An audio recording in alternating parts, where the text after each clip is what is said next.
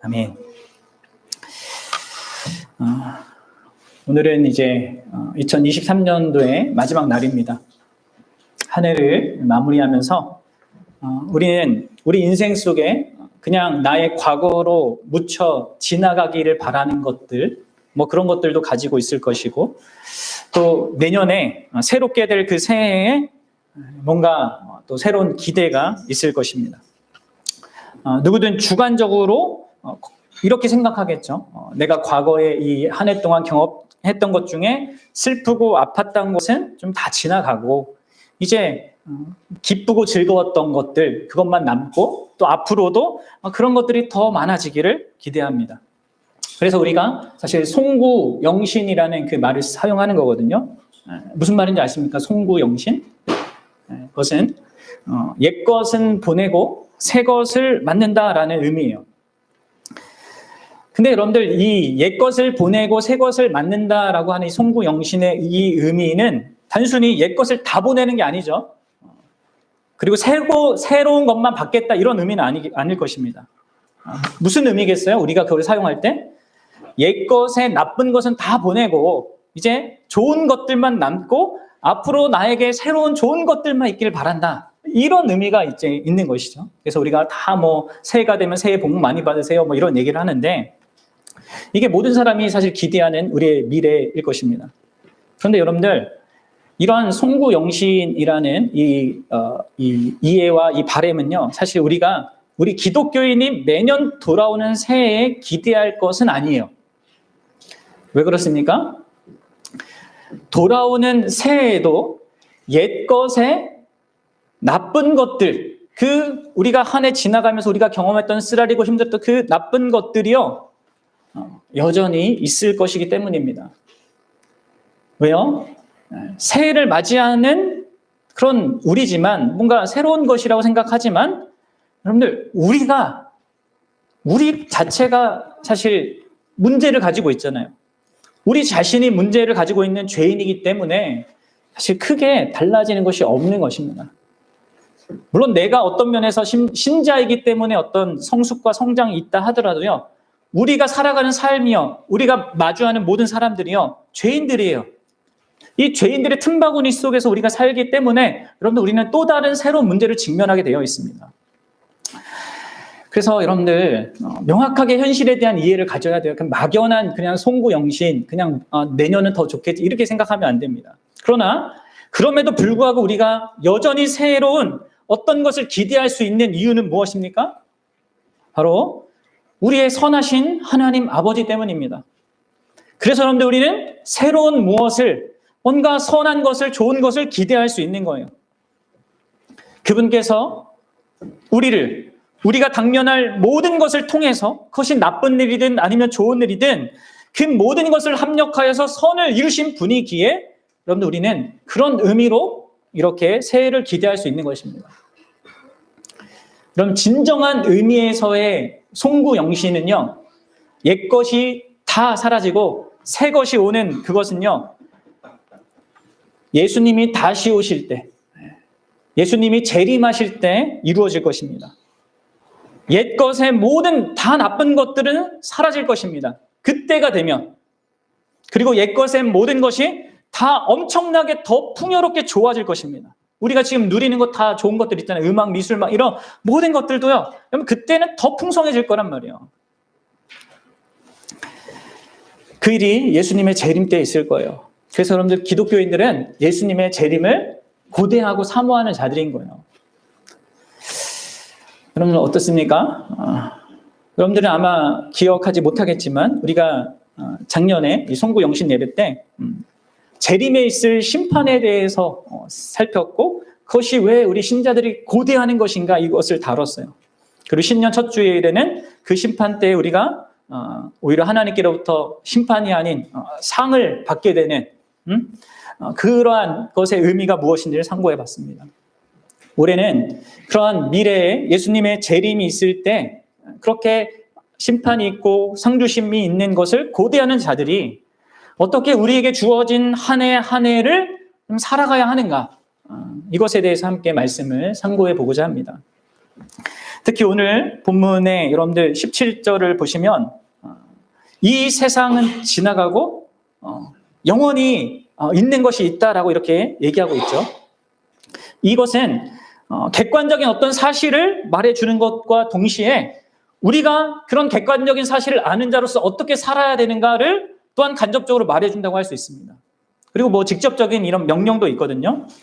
그래서 여러분들 우리가 오늘 이 아침과 이 저녁에는 이 두 가지 측면에서 우리가 이 예수님의 재림을 기대하는 자로서 이 땅의 현실을 또 어떻게 살아가야 하는지, 어떤 의미에서 또 동일한 다음 새해일 텐데 그 새해를 어떻게 우리가 살아가야 될지 좀 함께 생각해 봅시다.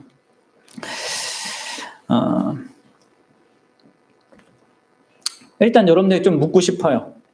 여러분들은 이 17절의 말씀을 보면서 좀 자신이 한동안 이 한 해를 어떻게 살아온 것이라고 좀 생각이 듭니까? 여러분들은 지나가고 사라질 무엇을 위해서 살았습니까? 아니면 영원하고 계속되고 무궁한 가치가 있는 그것을 위해서 살았습니까? 나는 어떻게 살았는가를 여러분들 뭐라고 말할 수 있겠어요?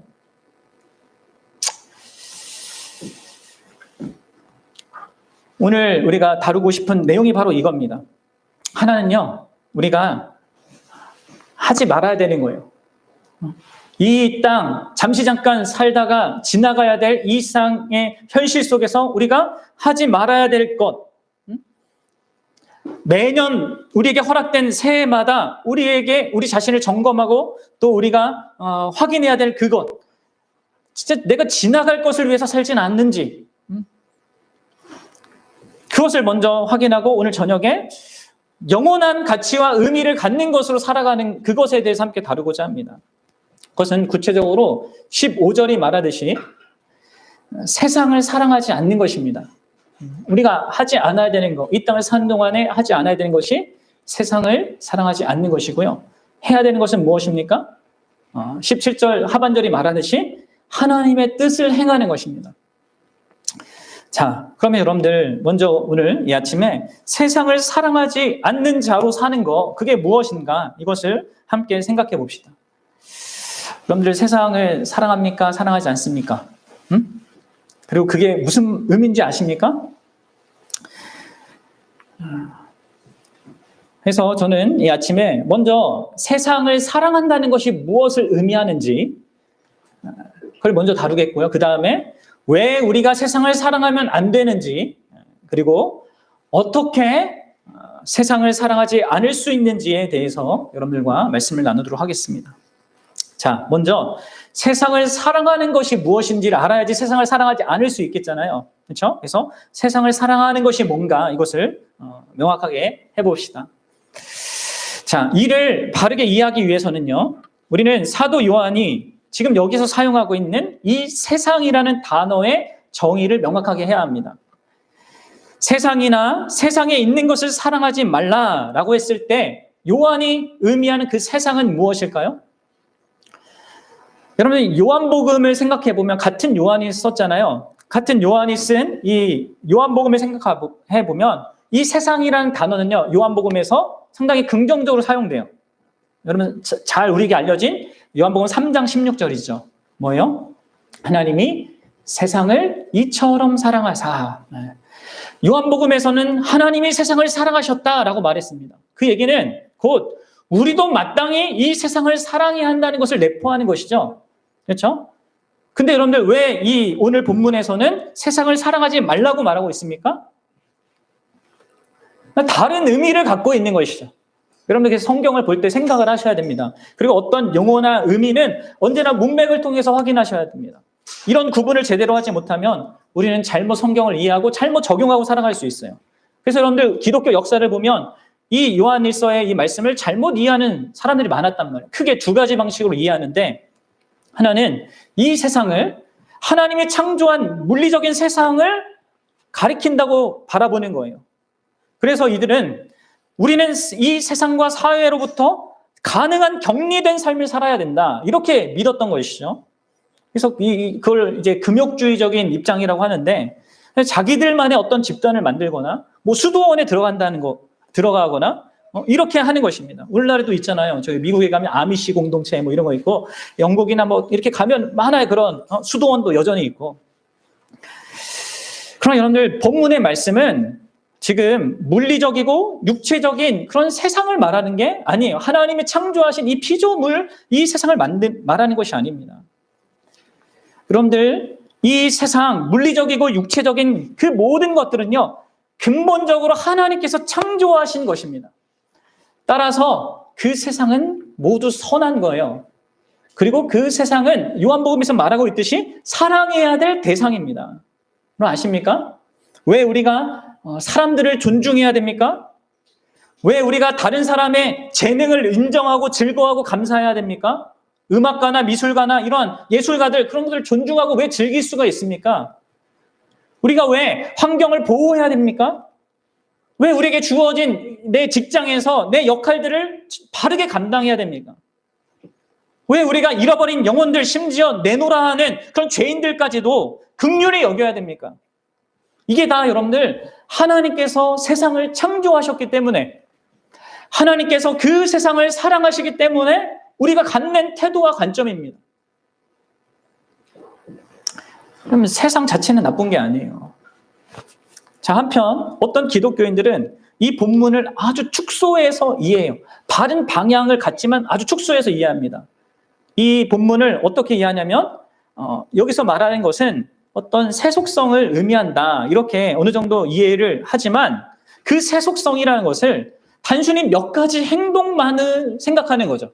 예를 들어서 술이나 담배를 술하지 않고 담배 피지 않는 것, 그것을 세상을 사랑하지 않는 것이라고 여기는 거예요. 아니면 좀 더 나아가서 어떤 사람들은 정치 활동이나 이런 사회적인 활동을 하지 않는 것, 거기에 관심을 갖지 않는 것을 세상을 사랑하지 않는 거라고 생각한단 말이에요. 그럼 이런 이해도요, 불완전한 이해이고 부분적인 이해입니다. 여기서 말하는 이 세상은요, 그런 의미가 아닙니다. 그것은 여기서 말하는 이 요한일서 이 맥락에서, 그리고 요한일서 전체 맥락에서 말하는 세상은 무엇이냐면, 이 물질 세계가 그 가치에 있어서 궁극적인 것이 되는 그런 생각, 그리고 그러한 사고방식을 가리키는 거예요. 그러니까 눈에 보이고 내가 감각할 수 있는 이 물질 세계가 전부다 라고 생각하는 사고방식 있잖아요. 그것을 세상이라고 얘기하는 거예요. 그게 세속성입니다. 여러분들 어떻습니까? 눈에 보이는 것이 전부이고 내가 경험한 것이 전부라고 생각하고 살아가는 그런 가치체계나 그런 삶의 방식이에요. 몇 가지 행동이 아닙니다. 우리의 행동과 말과 기저에 놓인 나의 가치체계, 사고방식이라는 것이죠. 그것은 곧 하나님을 무시하는 것이죠. 이 세상을 창조하신 하나님을 무시하는 거예요. 인정하지 않고 하나님과 무관한 삶, 무관한 가치관을 의미하는 것이죠. 오직 이 세상의 생존에만 근거한 그 삶을 사는 이런 인류의 조직이든 인간의 마음이든 어떤 가치관이든 그 모든 것을 의미하는 것입니다. 달리 말해서 하나님은 전혀 개의치 않고 오직 세상과 세상의 삶에만 신경을 쓰는 것, 오직 나의 본능과 욕구에만 지배받는 그 가치체계, 삶의 방식, 사고방식, 그게 세상인 거예요. 우리가 흔히 뭐라고 하는 거예요? 현실이라고 하는 거. 자, 여러분들이 목사님 현실을 모르세요. 우리가 현실이라고 여러분 부르는 그것만 생각하는 게 세속성인 거예요. 여기서 얘기하는 세상이란 말이에요. 그럼 여러분들 지금 16절에서 요한은요, 이 세상적인 가치체계, 곧 사고방식의 특징이자 그 세상을 사랑하는 것이 어떻게 드러나는지를 세 가지로 설명하고 있죠. 그게 바로 뭡니까? 육신의 정욕, 안목의 정욕, 이생의 자랑입니다. 그럼 이 세상을 나쁘게 만드는 것은 물리적인 이 세상 자체가 아니에요. 이 세상을 나쁘게 만들고 우리의 사회를 망가뜨리는 것은요, 바로 이런 거예요. 이런 물리적인 것이 이 세상에 우리 눈에 보이고 내가 감각하는 그것만이 전부인 것처럼 취급하는, 그래서 그것을 따라서 그것을 욕망하면서 살아가는 그것이 이 세상을 나쁘게 만드는 거란 말이에요. 그럼 정욕이란 게 뭡니까? 정욕은 좋은 것을 지나치게 갈망한다는 거예요. 우리 안에 욕망이 있는 것, 욕구가 있는 것은 자연스러운 것이 하나님께서 만드셨기 때문에 자연스럽고 선한 거고 좋은 겁니다. 그러나 정욕, 지나치게 그 선한 것을 막 이게 추구하는 것, 그것은 이제 죄인 거죠. 자, 여기서 그러면 육신의 정욕이란 게 무엇이겠습니까? 이것은 육신의 기쁜 마음을 지나치게 추구하는 것입니다. 나의 육적인, 이 몸적인 어떤 기쁨만을 요구하는 것이죠. 예를 들어서 여러분들, 먹고자 하는 그 갈망은 육체의 정상적인 갈망이에요. 선한 갈망이에요. 그러나 먹기 위해서 사는 것은요, 육체의 정욕입니다. 세상적인 것이죠. 오늘날 사람들 왜 여러분들 이런 맛집 문화가 이렇게 발달한 줄 아십니까? 왜 발달해 있겠습니까? 먹는 걸 인생의 낙으로 삼는 그런 사람. 여러분, 만약 그리스도인들이 그런 자라면 여러분 그 사람은 진짜 잘 생각해 봐야 돼요. 그 세상적인 사람인 거예요. 아무리 나는 하나님을 알고 그리스도인이라고 말한다고 하더라도.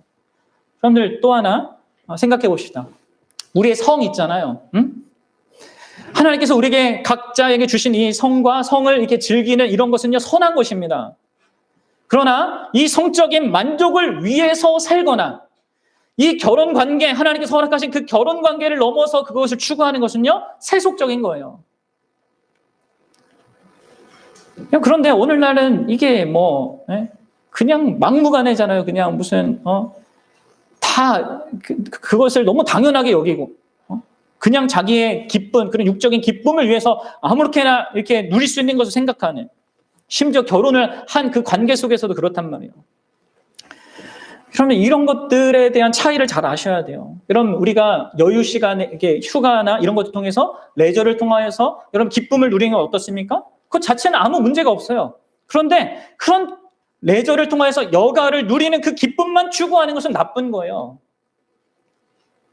오늘날 사람들은 이제 이 자기의 그 직업에 이렇게 만족도가 없으니까 그냥 여기서 돈만 벌고 내가 이런 것들 막 여행 가고 막 레저 즐기는 거에 막 이렇게 하거든요. 그게 다 이제 이 직업에 대한 잘못된 관점과 이해도 갖고 있는 거고 이 레저와 이러한 누리는 것에 대한 것도 잘못된 관점을 갖고 있는 것입니다. 이렇게 여러분들 우리에게 선한 어떤 것들을 지나치게 추구하고 그것을 목적으로 삼는 것이 바로 육신의 정욕입니다. 여러분들은 어떻습니까? 나는 지금 어떤 것 같습니다. 어떤 것 같습니까? 육신의 정욕을 따라 살고 있습니까? 아니면 적절하게 그것들을 영위하고 있습니까? 또 다른 측면은요, 안목의 정욕이죠. 그럼 여기서 안목의 정욕이란 눈에 의한 정욕이거든요. 눈에 보이는 보물만을 지나치게 갈망하는 것입니다. 이것은 조금 약간은 이제 좀 더 정신적인 그런 의미겠죠. 예를 들어서 외모를 잘 가꾸는 것은요, 아무 문제가 없어요. 자기의 건강 관리도 하고 외모 가꾸는 것은요, 잘 해야 합니다. 그런데 외모만 관심 있는 사람, 외모를 잘 가꾸기 위해서만 사는 사람, 그런 사람 있잖아요. 끊임없이 그냥 자기 외모에만, 다른 사람이 나를 어떻게 보느냐, 이거에만 관심을 갖고 살아가는 거, 그것이 여러분 세속적인 것입니다. 그런데 또 돈은 문제 있습니까? 돈 버는 거 뭐 문제가 있는 것입니까? 아니에요. 아무 문제가 없습니다. 돈은 그냥 중립적인 어떤 거잖아요. 그런데 그 돈을 나 자신을 화려하게 보이게 하고 온갖 세상의 기쁨은 돈이 가져줄 거라고 생각하고 그래서 오직 돈을 벌기 위해서 살고 한다면 그 사람은 세속적인 사람인 거죠. 그게 세상적인 가치관인 거예요. 여러분들 그것을 잘 따져봐야 돼요. 특별히 그리스도인들은. 그럼 어떻습니까? 여러분들, 헌금 내는 게 어려워요? 아니면 이게 내는 게 이게 넉넉하고 그냥 당연합니까? 응? 이거 따져보면 압니다. 하나님께 드리는 게 어렵다. 이 사람들은 그 안에 문제가 있는 것이죠. 지금 세상에 영향을 받고 있는 거예요. 세상이 있지만 더 큰 세상이 있다는 것을 정말로 이해하고 믿는 사람은요, 반드시 관대해질 수밖에 없습니다. 여러분들이 다음 세상, 하나님께서 우리를 위해서 예비하신 그 세상을 정말 믿는다면 여러분들은 여러분들에게 소유한 어떤 것을요, 하나님의 나라를 위해서 많이 쓸 거고 어려운 사람을 돕는 일에 많이 쓸 것입니다. 그러면 자기가 돈을 어디다 쓰는지 보세요. 어디다 가장 많이 쓰고 있습니까? 하나님께 드리는 것이 뭐 내가 까먹었다, 내가 이렇게 드리는 게 좀 어렵다. 이게 왜 무슨 이유라고 생각합니까? 여러분들이 안목의 정욕에 빠져 있고 그것을 추구하기 때문이에요. 여러분들 아까 제가 말했지만 직업도 마찬가지입니다. 직업도 아무 문제 없고요. 좋은 거예요. 하나님께서 내게 할 수 있는 능력을 주셨다고 생각하는 것, 그것에 기초해서 내가 직업을 선택하고 진짜 주변 사람들에게 가장 유용하고 생산적인 것을 정말 내가 도울 수 있다는 것을 기초해서 내가 직업을 갖는다면 우리의 직업은 성취감을 느끼고 우리에게도 유익한 그것이 됩니다. 그런데 단순히 내가 돈을 많이 벌고 내가 이 땅에서 어떤 높은 지위를 얻고 그런 수단으로 여러분들이 직업을 선택하면 그게 안목의 정욕인 거예요. 사람들을 눈에 내가 어떻게 보이냐 이것을 걱정하는 거거든요. 그리고 나보다 잘 되는 사람에 대해서 부러워하고 이제 자괴감을 느끼고 이런 것들을 생각해 보셔야 됩니다. 내가 이것을 안목의 정욕에 빠져서 그렇게 나아가는 거거든요. 세 번째는 여러분들 이생의 자랑입니다. 이게 이제 세상 사랑의 이제 세 번째 특징인데 여러분들 정욕이라는 것은 소유하지 않은 것에 대한 그릇된 욕망이잖아요. 이생의 자랑은 무엇입니까? 소유한 것을 그릇되게 사용하고 대하는 것을 의미합니다. 곧 자신의 능력이나 행위나 업적이나 그리고 확보한 자원들을 자기 자랑으로 삼는 거예요. 오늘날 사람들 출신, 혈통, 가족 배경, 사회적 지위, 내 능력, 내 자격증, 내 부지런함, 어떤 명성 이런 것으로 자기 자부심을 삼는 것, 남이 가지지 못한 것과 비교해서 그렇게 자랑을 갖는 것이죠. 그리고 그런 사람은 오만하고 과시를 항상 드러낼 수밖에 없습니다. 그리고 다른 사람은 항상 무시하게 되어 있죠. 여러분들 어떻습니까? 이 세 가지 육신의 정욕, 이 안목의 정욕, 이생의 자랑. 그럼 이게 세상을 움직이고 있는 거 보십니까? 그게 제일 명확하게 드러나는 데가 사실 정치계 아니에요, 정치계. 다른 데도 마찬가지. 그 정치계가 여기 우리 정치인들만 정치하는 게 아니라 목사들도 정치하거든요. 목회자들 안에서도 정치가 있단 말이에요. 근데 그렇게 하시는 분들이 다 이 세 가지에 다 걸려 있어요. 여러분들, 이런 부분에 있어서 그래서 여러분들 오늘날 기독교가 이 세상 가운데 선한 영향력을 끼치지를 못하는 것이죠. C.S. 루이스가 이러한 삶의 방식을 순전한 기독교라는 책에서 이렇게 비판하고 있어요. 잘 들어보세요. 역사를 보면 현 세계에서 위대한 업적을 남긴 기독교인들은 내세를 가장 중요하게 생각한 사람들이었음을 알게 될 것이다. 로마 제국을 회심시키기 시작한 사도들, 중세를 이끈 위대한 인물들, 노예 무역을 폐지한 영국인 모두가 이 땅 위에 족적을 남긴 이유는 바로 그들이 그 마음에 천국으로 가득 차 있었기 때문이다. 기독교인들이 이 세상에서 제대로 영향을 끼치지 못하기 시작한 것은 그들이 내세를 생각하지 않을 때부터였다. 천국을 목표로 하라. 그러하면 세상을 덤으로 얻을 것이다. 그러나 이 땅을 목표로 하면 아무것도 얻지 못할 것이다. 여러분들 보이고 들리고 느껴지고 만져지고 맛볼 수 있고 어떤 식으로 육체적인 것으로 경험될 수 있는 것에 우리는 기우는 성향을 갖습니다.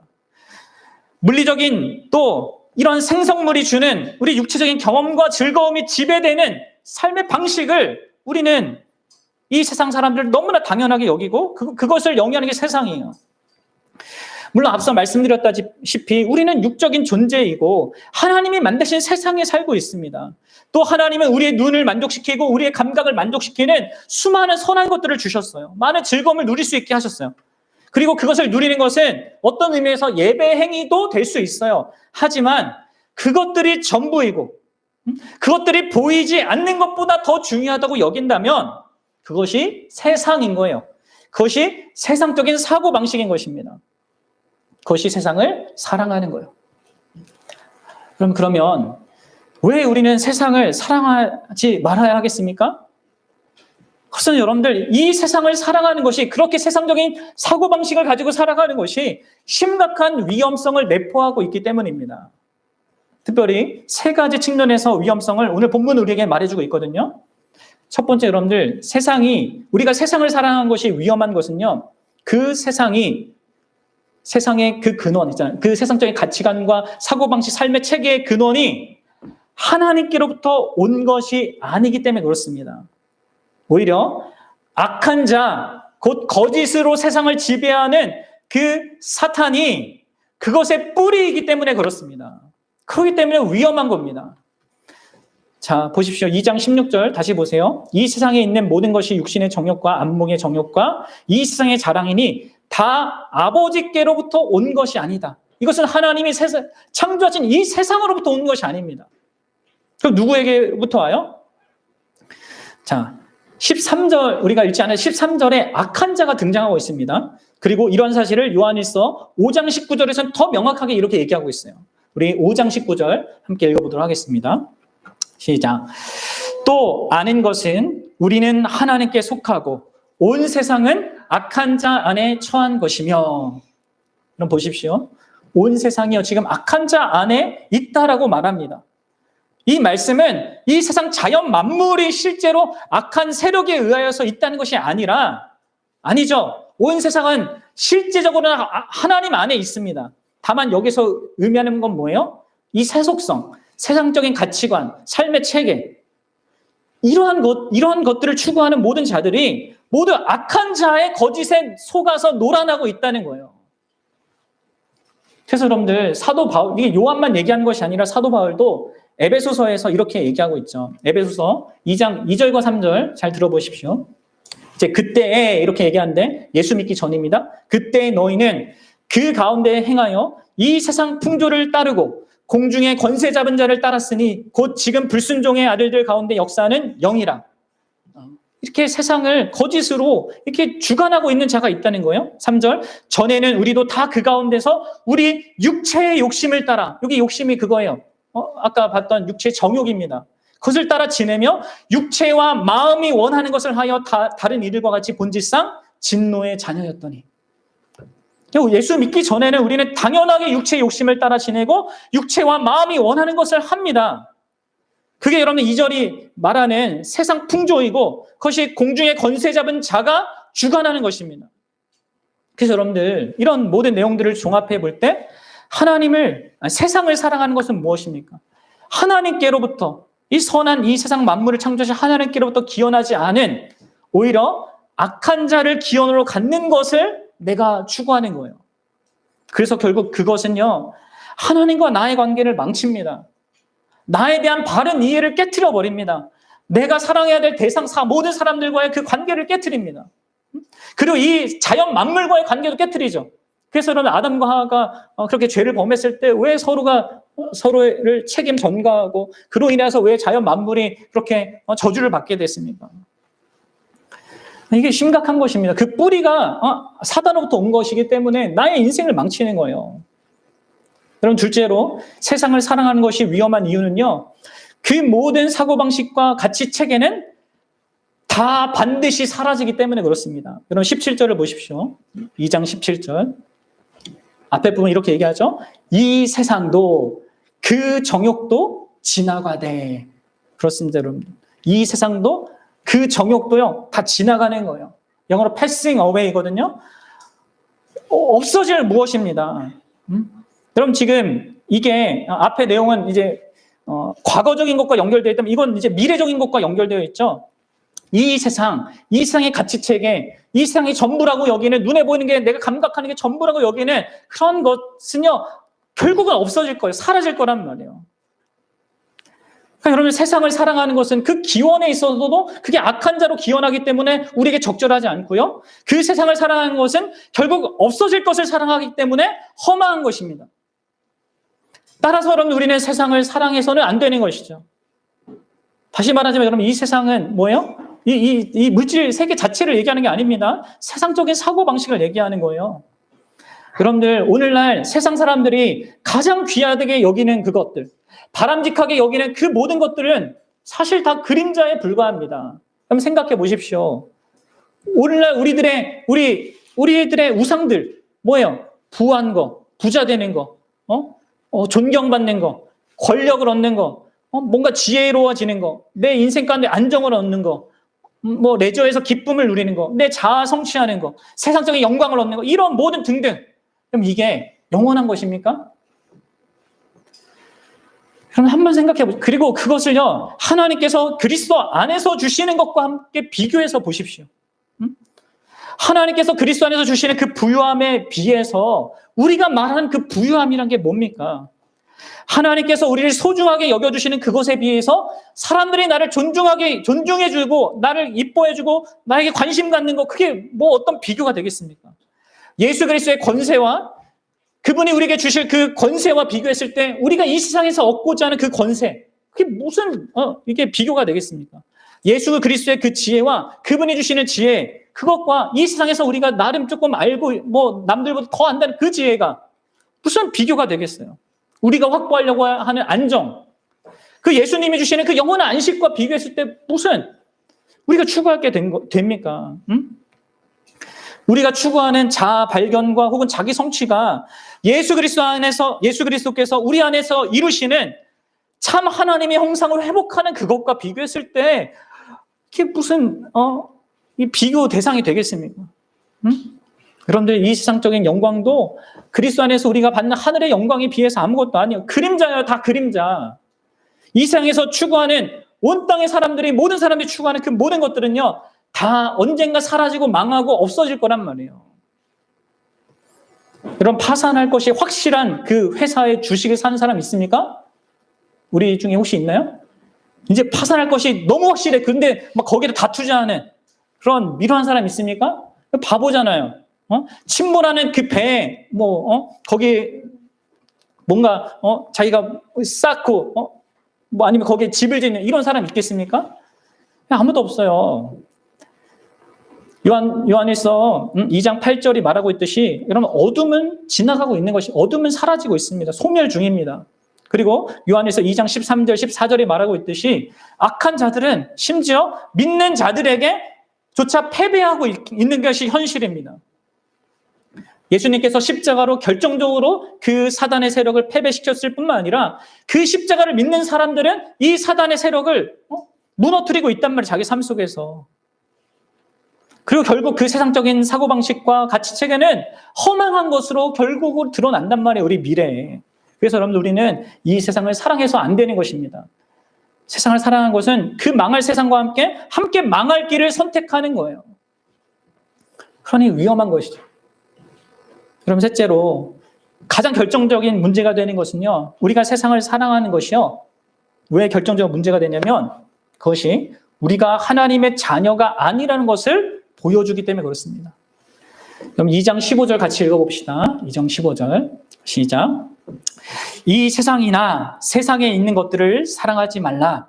누구든지 세상을 사랑하면 아버지의 사랑이 그 안에 있지 아니하니.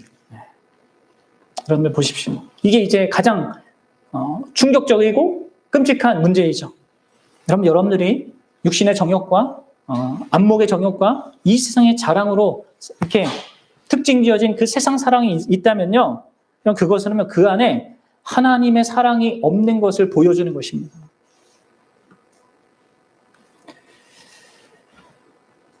내가 세상적인 가치체계, 사고방식, 그것은요, 아버지의 사랑, 그것이 내 안에 없다는 것을 보여주는 거예요.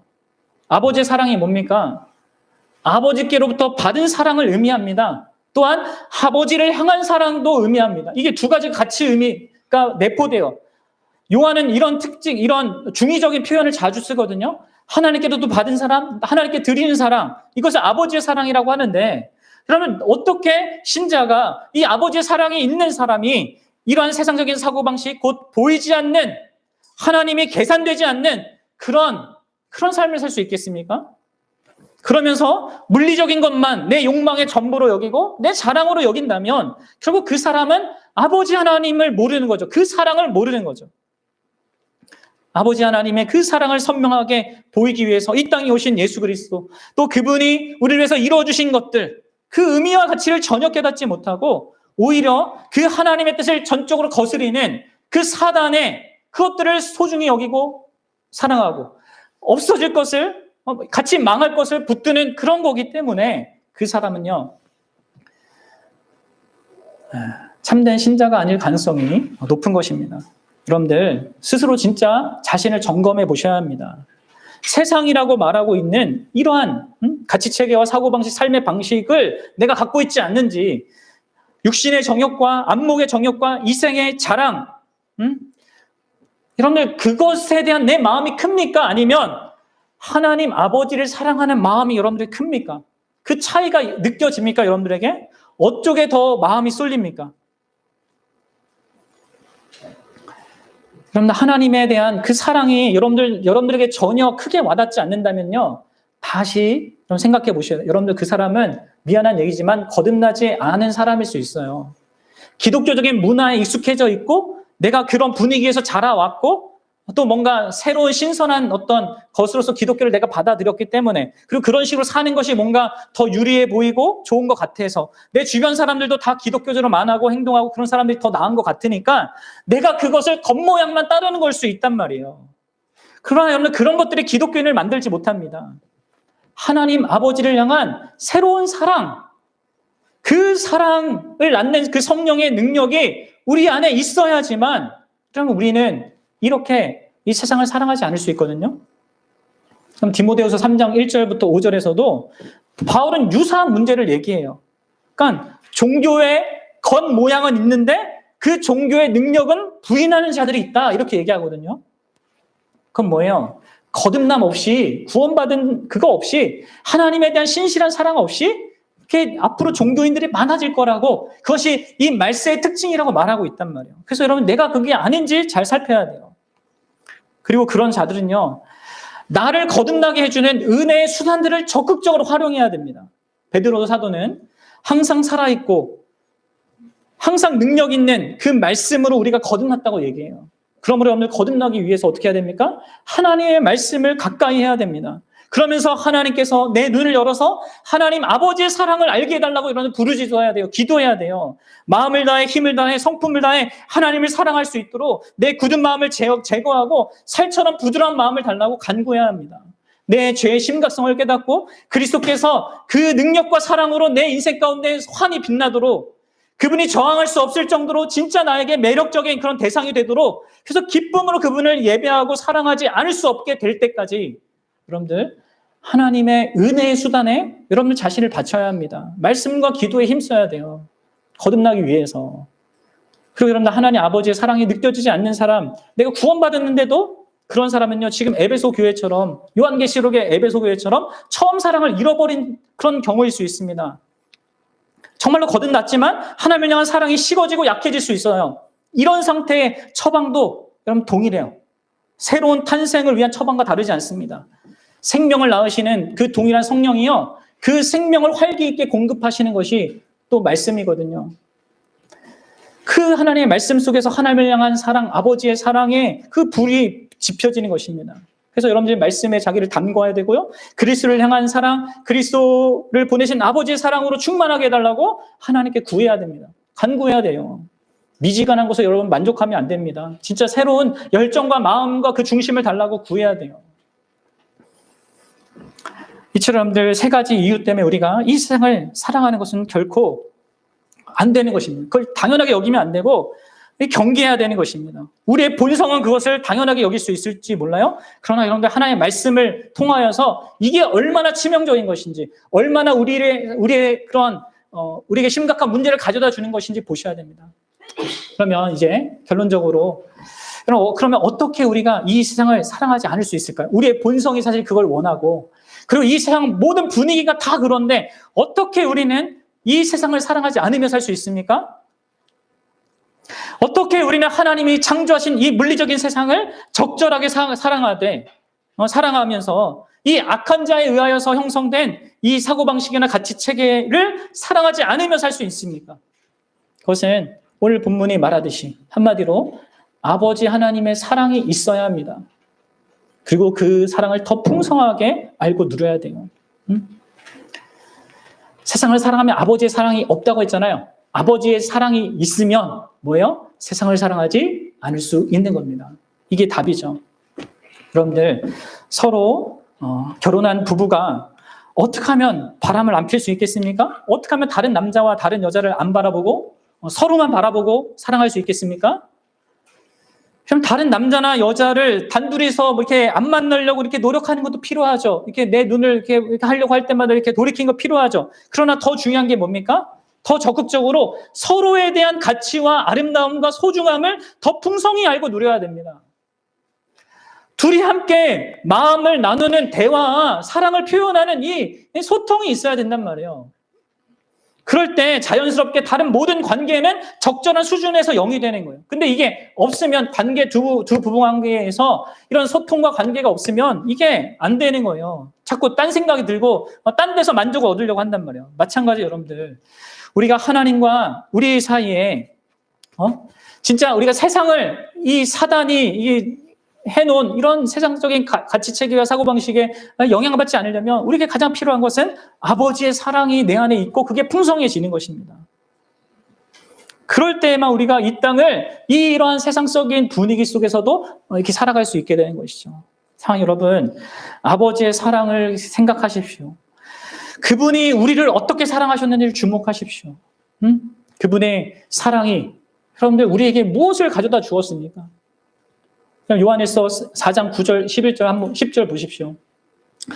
하나님의 사랑이 우리에게 이렇게 나타난 바 되었으니 하나님이 자기의 독생자를 세상에 보내심은 그로 말미암아 우리를 살리려 하심이라.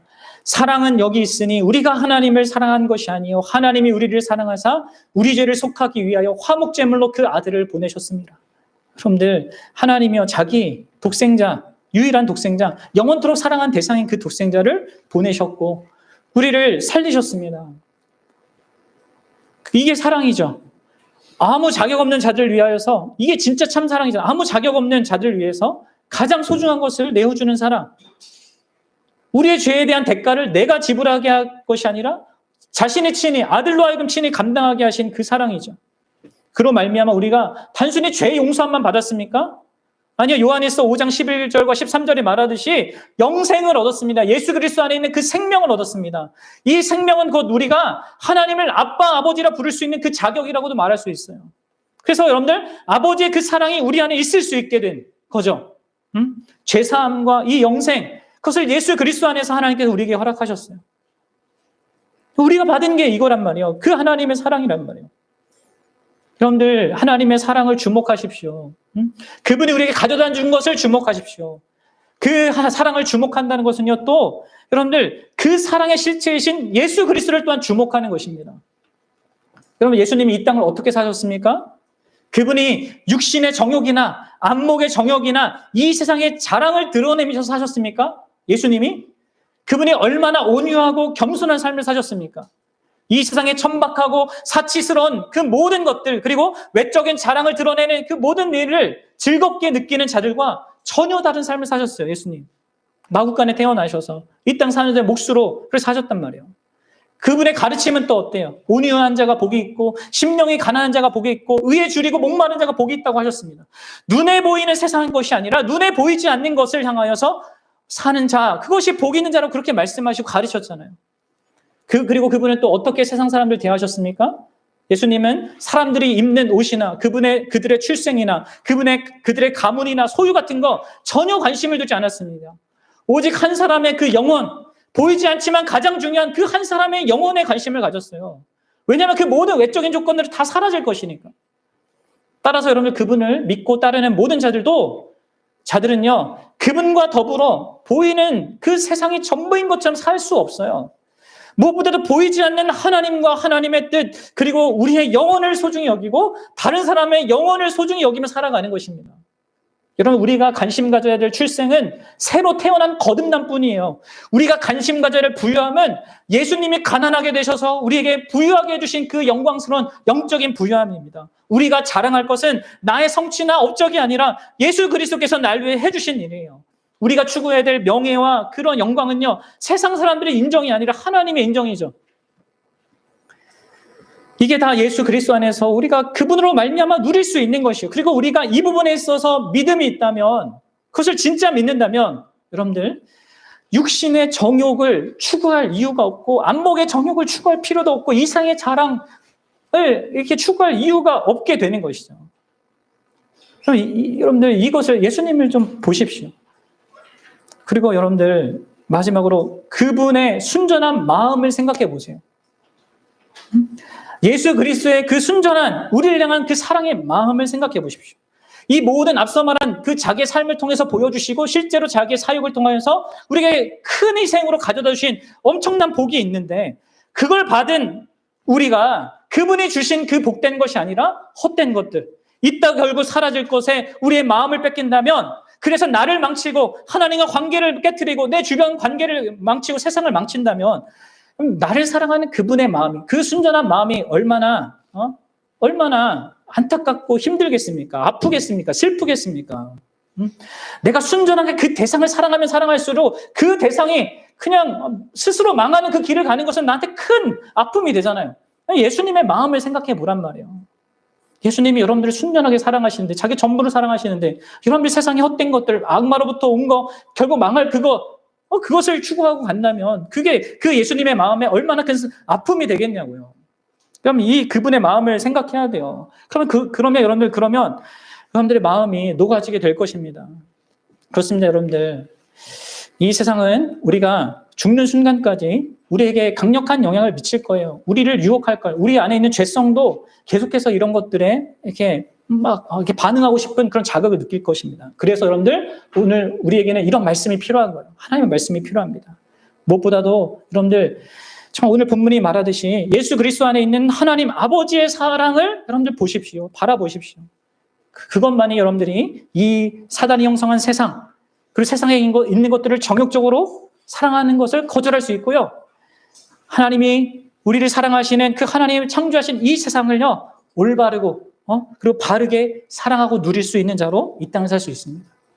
바라기에는 저희 여러분들이 그렇게 앞으로도 오늘부터라도 그렇게 살 수 있었으면 좋겠어요. 우리가 지나온 한 해가 어땠는지 모르겠지만 다시금 이런 말씀을 우리에게 하나님께 상기시켜 주실 때 내가 지금 세상을 어떻게 대하고 있는지, 진짜 하나님의 사랑을 아는 대로 사는지 이것을 보고 이 세상을 사랑하지 말고요, 진짜 하나님이 원하시는 그런 삶을 살아가는 우리 귀한 자들 되기를 주님의 이름으로 축원합니다. 같이 기도합시다.